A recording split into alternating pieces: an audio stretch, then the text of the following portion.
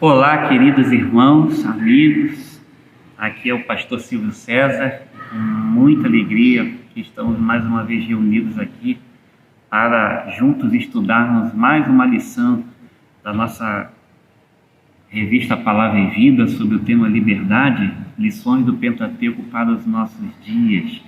Hoje nós vamos começar a entrar no livro de Levítico, sob o título da lição: a sua expiação trará ao Senhor. Hoje nós vamos começar a ver o significado, o simbolismo de todos aqueles rituais que aconteciam determinados por Deus para o culto e as suas implicações para os nossos dias. Nós queremos iniciar a nossa lição lendo a palavra do Senhor no versículo de referência, no seu capítulo 6 de Levítico, no versículo 7, e o versículo 6 e 7 diz assim: e ele trará a sua oferta pela transgressão ao Senhor, um carneiro sem defeito do rebanho, com a sua estimativa, por oferta pela transgressão trará o sacerdote. E o sacerdote fará expiação por ele diante do Senhor, e será perdoada qualquer coisa que todas elas tenham feito em transgressão. Então é por esse caminho que nós vamos aprender o significado de toda essa expiação do sangue de animais e o que ela representa, e também as suas implicações para a nossa vida. Convido você a vir conosco nesse momento, a nos prepararmos e estudarmos firmemente a palavra de Deus. Então, imaginemos que nós hoje vivêssemos em um contexto de culto, onde no lugar do ministério de louvor, dos corais, da pregação da palavra, que é tão comum para nós, houvesse altares para o sacrifício de animais, pias, especiarias para uma cerimônia, incensários, e no ponto alto do culto acontecesse um grande sacrifício em que um sacerdote degolaria um animal e o queimaria totalmente em um altar. Já parou para pensar nisso? No quão estranho isso nos pareceria? Parece até difícil conceber isso hoje, não é mesmo? Imaginemos ainda que, como parte dessa cerimônia, fossem trazidos 2 bodes. O primeiro para ser degolado e sacrificado, e o segundo para ser levado ao deserto, a fim de levar os pecados de todo o povo. Pois é, o culto ao Senhor já foi prestado exatamente desta forma. E essa lição, cujo tema é a sua expiação trará ao Senhor, nos fará refletir sobre o culto levítico e o seu momento mais solene, que era o dia da expiação. E no primeiro tópico da lição, nós vamos aprender exatamente isso: o dia da expiação. O dia da expiação era o mais importante do calendário judaico, em que o sumo sacerdote adentrava o Santo dos Santos, o lugar mais sagrado do tabernáculo, levando sangue sacrificial, a fim de fazer expiação, primeiro por si mesmo e depois pelo povo. Esse dia era chamado de o dia da expiação. Esse dia devia ser observado com um restrito rigor pelo povo, pois além de jejuns e da suspensão de qualquer obra, nesse dia havia o sacrifício anual da expiação dos pecados. Notemos quanto o sacrifício de animais era imprescindível para a expiação dos pecados. Isso porque na antiga aliança, no sacrifício, havia a morte pelo derramamento do sangue do animal. E o sangue vertido dos animais sacrificados era o símbolo principal daquele ato, pois nele estava a vida. E a palavra do Senhor nos ensina que o princípio da antiga aliança era que sem derramamento de sangue não havia remissão do pecado, ou seja, sem que houvesse uma vida morta, não poderia haver pecados perdoados. Assim, o sumo sacerdote, que era o mediador entre Deus e o seu povo, derramava o sangue de um animal sem defeito, como oferta pelo perdão. do Senhor, e para que a sua ira não consumisse o povo, não o destruísse, assim como haveria de fazer todas as nações pagãs da terra prometida. Nesse dia em especial, o sumo sacerdote tomava consigo 2 bodes. O primeiro era sacrificado sobre o altar para a expiação dos pecados do povo. Já o segundo, chamado de o bode expiatório, e daí vem a expressão, ele foi feito de bode expiatório, é porque esse bode expiatório era enviado ao deserto, levando sobre si, simbolicamente, os pecados de toda a nação de Israel. Desse modo, o pecado era coberto ou expiado. Expiação, portanto, significa cobrir o pecado. Note que o simbolismo nessa cerimônia é, sem dúvida, de grande riqueza. O primeiro bode representava a oferta da vida entregue ao Senhor através do sacrifício. O segundo bode representava o levar dos pecados para fora do arraial dos israelitas em direção ao deserto, trazendo de volta a santidade do povo. É interessante observar que, segundo os estudiosos, o deserto naquele tempo representava a morada dos demônios. Assim, o bode portador dos pecados do povo tinha de ir em direção ao deserto, porque lá seria o lugar apropriado para os pecados estarem. E aí a gente limpa o segundo tópico, que nós vamos falar sobre a expiação do Antigo Testamento, que era apenas uma obra temporária, uma sombra daquela que viria definitivamente. Passamos agora a avaliar, ou analisar, como que essa expiação lá no Antigo Testamento, que nós acabamos de ver no primeiro tópico, segundo Levítico 6, versículo 7 nos diz, eu quero ler novamente, diz que o sacerdote fará expiação por ele diante do Senhor, e será perdoada qualquer coisa que todas elas tenham feito em transgressão. Observe o seguinte: diante disso, nós podemos afirmar e fazer a seguinte pergunta: se o sangue era derramado para o perdão dos pecados, e se na representação do sacrifício os pecados do povo eram levados para o deserto, restabelecendo assim uma santidade na comunidade de Israel, então por que era necessário fazer tal cerimônia todos os anos? Observa que todos os anos essa prática precisava ser observada, o sacrifício desses animais, o dia da expiação, em que um bode era degolado no altar, em que o outro era levado para o deserto, levando sobre si toda a transgressão, mas era algo que deveria ser constantemente observado e repetido. Inclusive no dia da expiação, deveria ser observado todo um nível de preparação espiritual para tal. A grande questão é, se uma vez isso acontecia, por que todas as vezes era necessário ser feito? A resposta é simples. Porque tal sacrifício, embora sendo o meio de obter perdão dos pecados, não era suficiente para libertar o povo do pecado. Então, embora na simbologia era feito esse sacrifício, essa expiação para a obtenção do perdão dos pecados, todavia, embora naquele momento o povo até fosse perdoado simbolicamente, mas aquele sacrifício não era capaz de libertar definitivamente o povo do pecado. Com efeito, esse modo sacrificial não deveria ser perpetuado pelas gerações. Então não era algo que chegaria, por exemplo, até nós. Ainda que o povo de Israel não tivesse consciência disso, tal forma de sacrifício de animais era temporário e simbólico, pois apontava para o sacrifício único e suficiente que haveria de vir ainda. Este sim seria adequado para todas as gerações.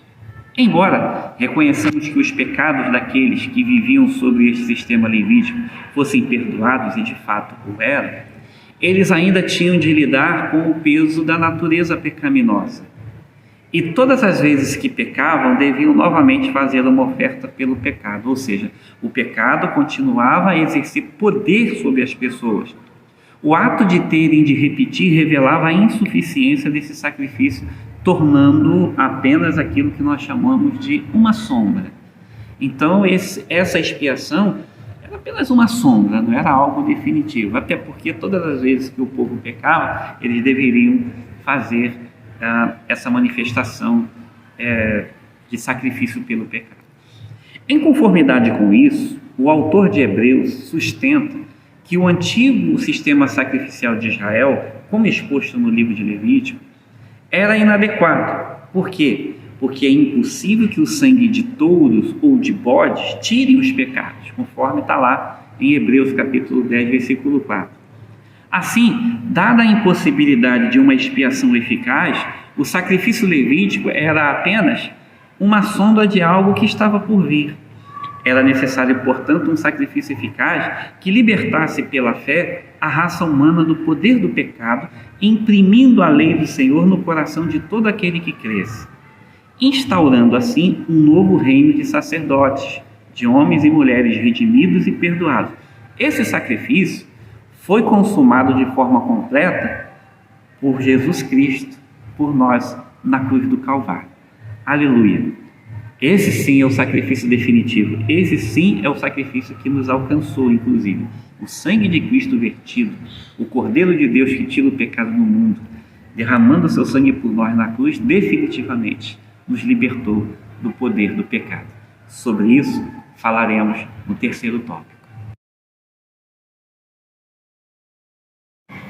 Chegamos agora ao terceiro tópico dessa lição, onde falaremos sobre a expiação no Novo Testamento, a obra completa de Cristo. O Novo Testamento nos revela que a expiação pelo pecado se consumou de forma completa e definitiva em Cristo Jesus, por intermédio do seu sacrifício feito por nós na cruz. Aleluias! Quando Jesus morreu na cruz, ele levou sobre si todos os nossos pecados. A palavra de Deus nos fala em Isaías, capítulo 53, no versículo 4 e versículo 5, diz assim: certamente ele tem carregado nossas tristezas e levado nossas dores. Contudo, nós o consideramos atingido, ferido de Deus e aflito. Porém, ele foi ferido pelas nossas transgressões, ele foi esmagado por nossas iniquidades. O castigo de nossa paz estava sobre ele, e pelos açoites que o feriram, nós somos curados. Esse é o sacrifício de Cristo, que ele fez por nós na cruz. Desse modo, o sacrifício de Cristo é mais excelente do que o sacrifício levítico. O autor de Hebreus, no capítulo 9, verso 14 e 15, sustenta que, se o sacrifício levítico tinha valor de perdoar pecados no passado, quanto mais o sangue de Cristo, que pelo Espírito Eterno se ofereceu a si mesmo, imaculado a Deus, purificará as nossas consciências das obras mortas, para servirdes ao Deus vivo. E por isso ele é o mediador de um novo testamento, para que, intervindo a morte, para a remissão das transgressões que havia debaixo do primeiro testamento, os chamados recebam a promessa da herança eterna. Portanto, Deus, na pessoa do seu Filho, de boa vontade, resolveu pagar o maior preço para expiar os nossos pecados e nos reconciliar com Ele.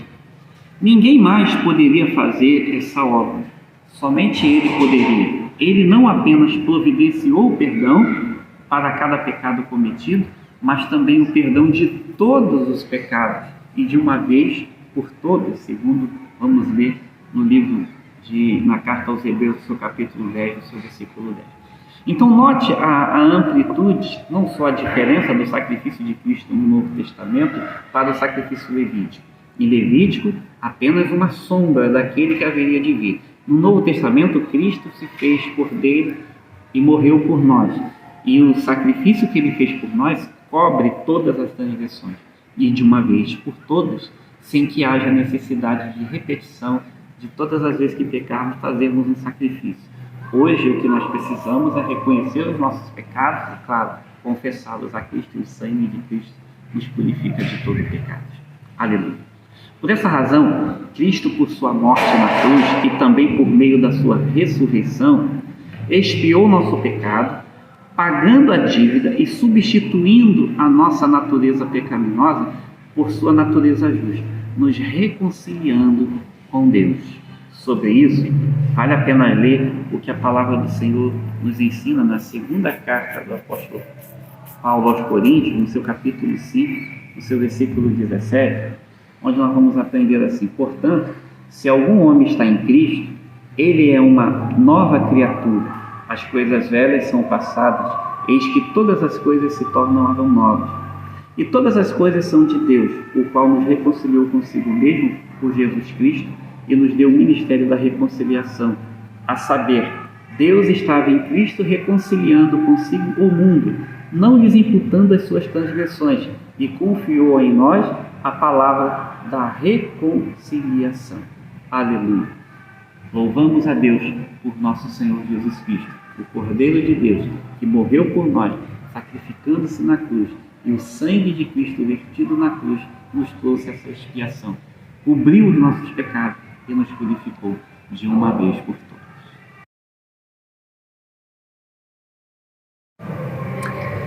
Eu quero concluir essa lição pensando com você da seguinte forma. Primeiro, a expiação no Antigo Testamento nos ensina, através da cerimônia, o grande privilégio de entrar na presença do Senhor. Assim também devemos observar em nossos dias, de maneira que jamais venhamos tratá-la de maneira displicente ou irreverente. Veja, assim como o Levítico era uma sombra, mas aquelas cerimônias nos dão uma essência da maneira e da forma, da conduta correta, do zelo, do temor que devemos ter ao entrar em sua presença. Que isso seja uma aplicação na nossa vida. Segundo, quando Cristo morreu na cruz, Ele levou sobre si os nossos pecados. O que temos feito por Ele em virtude de demonstração de tão grande amor? Sobre esse segundo ponto de reflexão, eu faço lembrar daquele hino do cantor cristão que nos diz: morri na cruz por ti. E o que fazes tu por mim? Essa é a pergunta que precisamos fazer e responder para cada um de nós. Terceiro, segundo o princípio da obra da expiação, o pecado cria uma dívida.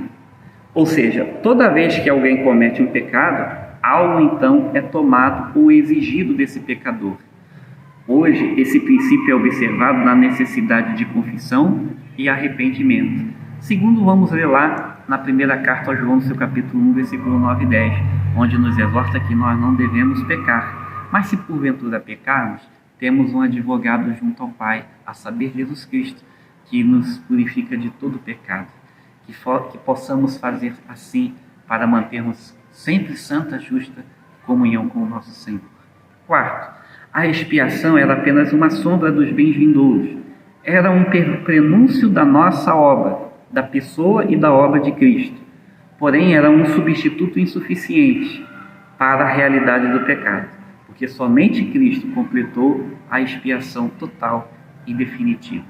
E por último, embora temporária e insuficiente, toda a obra da expiação, assim como toda a lei, tem importância, pelo fato de que sem ela não saberíamos o que é o pecado, nem entenderíamos a nossa necessidade da graça e do perdão de Jesus. A lei prenuncia a salvação que Cristo veio operar dentro de nós. Jamais foi o objetivo final. Portanto, que Deus nos abençoe e nos ajude que essa lição possa, mais uma vez, servir de instrumento de Deus para edificar as nossas vidas. Amém.